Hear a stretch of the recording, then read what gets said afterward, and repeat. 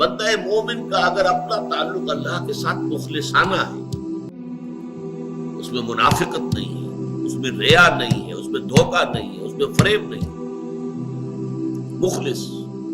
مخلصین لہ الدین، تو اللہ تعالیٰ کا تعلق بھی اس کے ساتھ ریسیپروکیٹ کرتا ہے۔ اللہ تعالیٰ انا عند ظن عبدی بی، حضور یہ اللہ کا قول ہے حدیث قدسی میں کہ میرا بندہ میرے بارے میں جو کچھ گمان کرتا ہے میں وہی سلوک اس کے ساتھ کرتا ہوں۔ اللہ تعالیٰ بھی مخلص ہے، اللہ تعالیٰ کی مرضی کے بغیر کچھ نہیں ہو سکتا، تو یقیناً جو کچھ ہوا ہے اس میں میرے لیے خیر ہے، چاہے فوری طور پر مجھے ناگوار گزرا ہے، مجھے تکلیف ہوئی ہے، میرے لیے یہ شے جو ہے ناپسندیدہ ہے، لیکن ان دی لانگ رن مجھے یقین ہے کہ اس میں خیر ہے۔ بیدک الخیر انک علی کل شیء قدیر، اے اللہ تیرے ہاتھ میں خیر ہی خیر ہے، تو ہر چیز پر قادر ہے۔ اچھا جو ہوگا وہ بھی اذن رب کے بغیر نہیں ہوگا، یہی تصور اس کے بارے میں ہونا ضروری ہے۔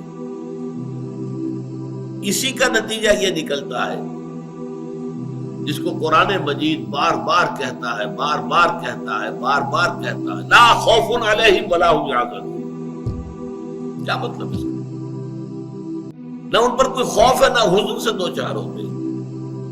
عام طور پر یہ سمجھا جاتا ہے کہ یہ آخرت میں ہوگا، آخرت میں تو بتمام و کمال ہوگا، دنیا میں بھی ہوتا ہے۔ خوف کس بات کا بھائی؟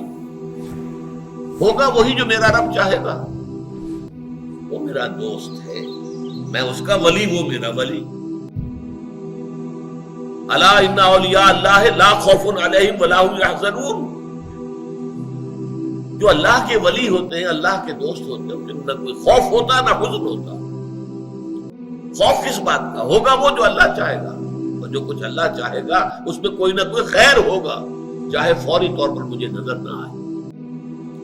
قرآن کہتا ہے سورہ بقرہ میں عسیٰ ان تکرہوا شیئا وہو خیر لکم وعسیٰ ان تحبوا شیئا وہو شر لکم،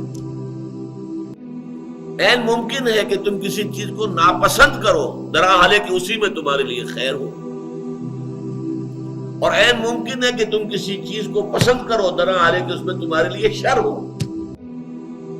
اللہ یعلم وانتم لا تعلمون، اللہ جانتا ہے تم نہیں جانتے۔ تم افعال و اعمال و احوال و واقعات کے ظاہر کو دیکھتے ہو، اس سے متاثر ہو جاتے ہو۔ اس کے پردے میں کیا مشیت اذنی ہے، کیا ارادہ خداوندی ہے، اس کے پشت پر کیا چیز ہے جو اللہ تعالیٰ کو مطلوب ہے، یہ ہمیں نظر نہیں آتی۔ وی آر شارٹ سائٹڈ، ہماری نگاہ جو ہے بس کچھ دور تک جاتی ہے، اس سے آگے نہیں جاتی۔ لہذا افعال و اعمال و احوال و واقعات کے صرف ظاہر پر ہماری نگاہ ہے، باطن پر تو ہے ہی نہیں، لہذا ہم اس سے متاثر ہوتے ہیں۔